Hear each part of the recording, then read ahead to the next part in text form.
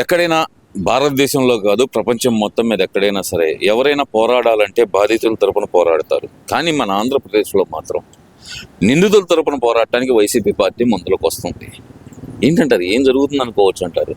అసలు ఇప్పుడు వీళ్ళ హయాంలో 151 సీట్లతో పరిపాలన చేసే నాయకులు, మరి వీళ్ళ ప్రవర్తన, వీళ్ళ సత్ప్రవర్తన, వీళ్ళ మంచితనం అన్నీ తెలిసి ఈ రాష్ట్ర ప్రజలు 11 సీట్లకు కుదించారు. ప్రతిపక్ష హోదా కూడా లేకుండా కుదించారు. కొంతకాలం లేదు జగనన్నకి ప్రతిపక్ష హోదా ఇస్తే చెమటలు పడతాయి, కాళ్ళు వణుకుతాయని పిచ్చి పిచ్చి మాటలు అందరూ మాట్లాడారు. అసలు ప్రతిపక్ష హోదా ఇచ్చే అవకాశం ఎక్కడుందని ఇస్తారు? లేదు కాబట్టి మూసుకొని కూర్చొని మళ్ళీ అది వదిలేసి మళ్ళీ కొత్త రాగం పండుకుంటాడు. అది ఆట. ఇప్పుడు ఆ కేటర్ని కాపాడుకోవాలంటే ఏం చేయాలంటే, వాళ్ళు చేసిన తప్పులు ఒక్కొక్కటి ఒక్కో నాయకుడు బతుకులు రాష్ట్ర ప్రజలను చూస్తున్నారు పేపర్లో ప్రతిరోజు. ఎవడి బతుకు ఏందనేది.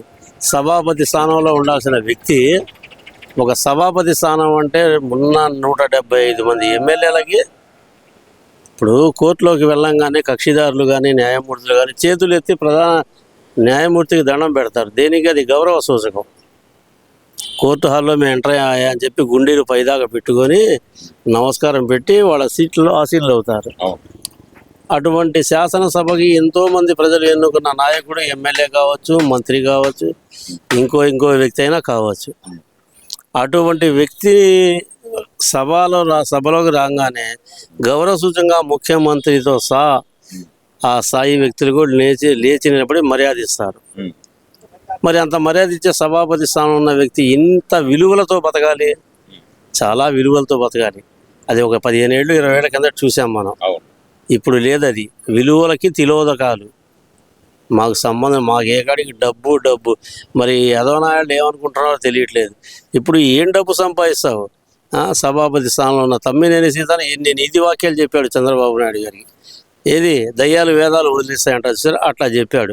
అటువంటి వాడు పెళ్ళాం పేరు మీద, కొడుకు పేరు మీద 5 కోట్ల రూపాయల స్థలాన్ని కబ్జా చేశావే, బతికున్న మనిషిని చంపేసేసి రిజిస్ట్రేషన్ చేయించావే.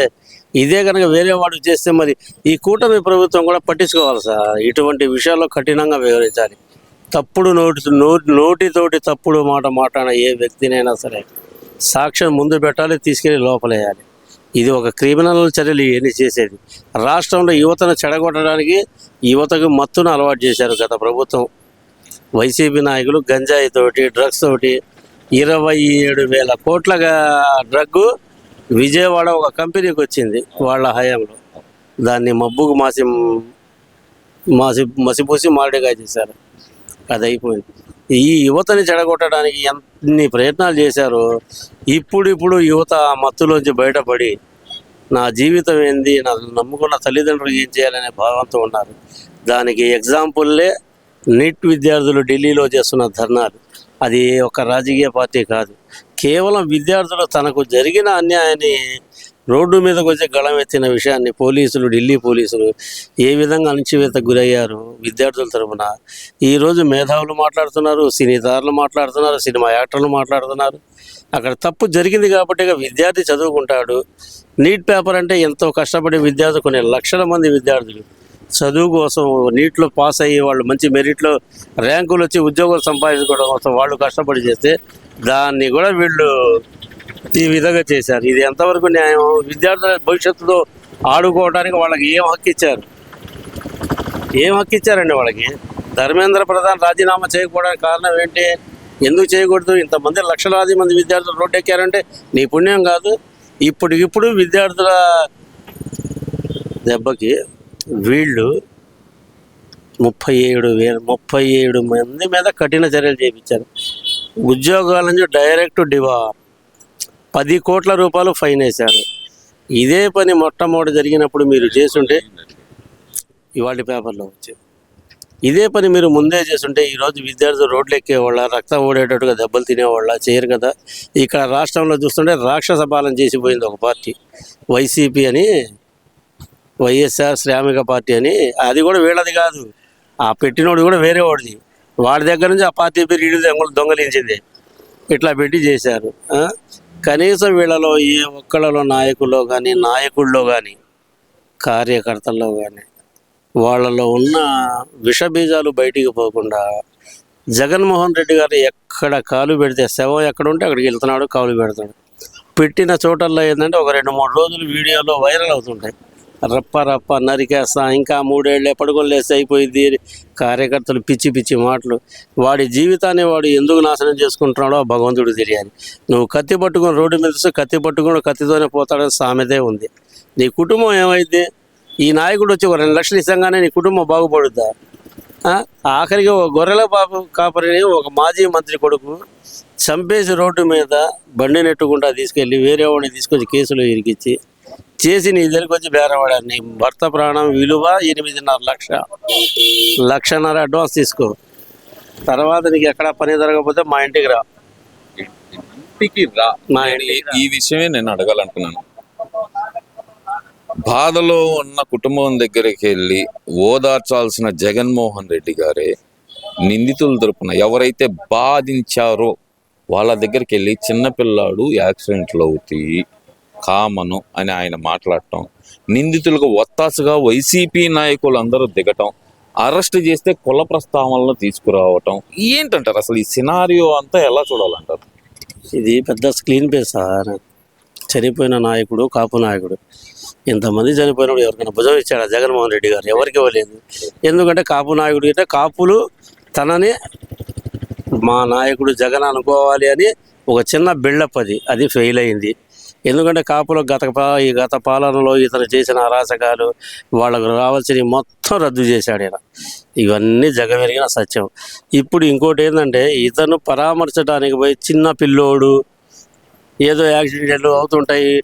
ఇప్పుడు నువ్వు ఆ మాట అనగలిగావంటే నువ్వు ఒక ప్రజాక్షేత్రంలో 2 ఏళ్ల కిందట చనిపోయిన వ్యక్తికి శిలా విగ్రహం ఏర్పాటు చేయడానికి నువ్వు వచ్చిన మొగోడివి. నువ్వు వస్తా ఏం చేసావు? 3 శవాలు తీసుకొని వచ్చావు. 108లో ఒకనేమో ఊపిరి ఆగిపోయింది. ఒక అతను వచ్చి నీ మీద పూలు జలానికి వచ్చిన చీలి సింగయ్య అనే వ్యక్తి నీ టైరు కింద పడి, అసలు అది ఎంత వర్ణాతీతమైన బాధ అంటే ఆ బాధ చెప్పుకోవడం కూడా బాధ కలుగుద్ది.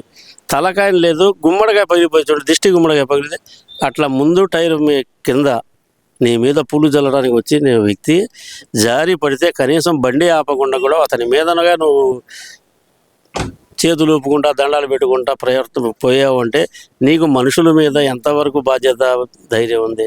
నీకు కావాల్సింది ఓటు బ్యాంకు. నువ్వే అలా చేసినప్పుడు నీ కార్యకర్తలు, నీ మంత్రులు అయ్యే చేస్తారు.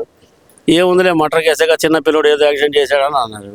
సరే, యాక్సిడెంట్లు అనేది అన్ఎక్స్పెక్టెడ్గా జరిగాయి, ఎవడు కావాలని చేయడు, చేశాడు. చేసిన తర్వాత మానవత్వం అనేది ఒకటి ఉంటుంది మనిషికి. ఉంటే 108 వచ్చేది అక్కడ రక్తం మరకలు చూసి అక్కడ వెంబడే ఫోన్లు చేసి వాడిని ఎవరో పిలిపించి కేసులో ఇంకోటి ఇరికిచ్చి వాడికి ఒక అమౌంట్ మాట్లాడి వాళ్ళ ఇంటికి వెళ్ళి ఆ చనిపోయిన అతని భర్త ఇంటికి వెళ్ళి ఇతను వెళ్ళి బేరసారాలు మాట్లాడి నీకు పని లేకపోతే అమ్మా ఇది డబ్బు పెట్టుకో, మా ఇంట్లో పెద్ద వంట పాత్రలు ఏమి ఉండవు, మా ఇంట్లో వచ్చి మీరు అందరూ వచ్చి పని చేసుకొని బతకండి అని ఆధారం కూడా చూపించేంత గొప్ప ఔదార్యం గల నాయకుడు సిదిరి అప్పలరాజు గారు.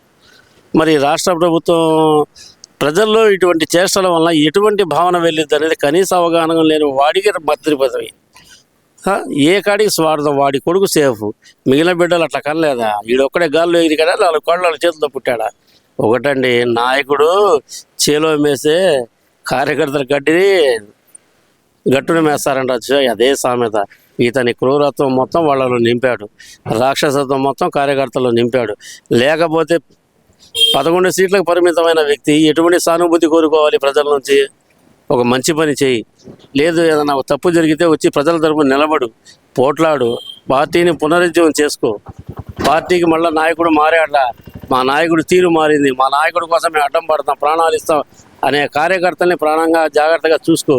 అంతేగాని మీరు పోయి అరాచకాలు చేయండి, పోలీసులు చొక్కాలు పట్టుకొని లాగండి, సీఏలు ఎస్పీ అని వీళ్ళని దుర్భాషలాడండి, కత్తులు ఉంటే రోడ్ల మీద తీసుకొచ్చేసి 2 ఏళ్ళే 3 ఏళ్ళ తర్వాత వస్తాం మేము ఇంటింటికి పోయి గొర్రెల తలకాయలు నరుకుతాం. ఏది పిచ్చి ప్రలాపన? నువ్వు ఒకని నరికితే పక్కన నరుకుతాడు.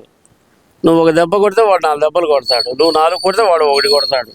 అసలు ఇటువంటి ప్రవర్తన ఏంటి? జోగి రమేష్ ఎవరండి ఆయన కూడా మాజీ మంత్రిగా. అతనంత సత్యశీలుడు అంటే కనకదుర్గమ్మ గుడికి వెళ్ళేసి కర్పూరం 1 కిలో చేతిలో పట్టుకొని నా అంత నీతిమంతుడు, నా అంత మంచివాడు, నా రాజకీయాల్లో నా లాంటి సచ్చీలుడు లేరు అనే దుర్గమ్మ దగ్గర చేశాడు ఆయన. ఒక నాటకమైన తెరలేపాడు. అది కేసులో అన్నాడు. కల్తీ లిక్కర్ కేసు. కల్తీ లిక్కర్ కేసు తీసుకొచ్చింది మహానుభావుడు. ఆడు చంద్రబాబు నాయుడు గారి మీద పరువు నష్టం చేయాలని చెప్పేసి ఆ ఊర్లో కల్తీ మద్యాన్ని తయారు చేసి గుంటూరు మన విజయవాడలో మద్య విక్రయాలు జరిపి ప్రజల ప్రాణాలతో చెలగాటవాడిన వ్యక్తి.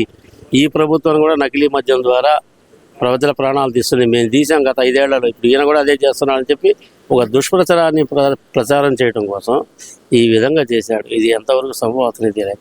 ఈరోజు అతని ఇంట్లోనే స్వయంగా వీళ్ళ మూలాన బాధితులు చాలామంది ఉన్నారు బయట, కానీ ఇంట్లో వాళ్ళ మీద కూడా చేస్తారని చెప్పి తెలియదండి.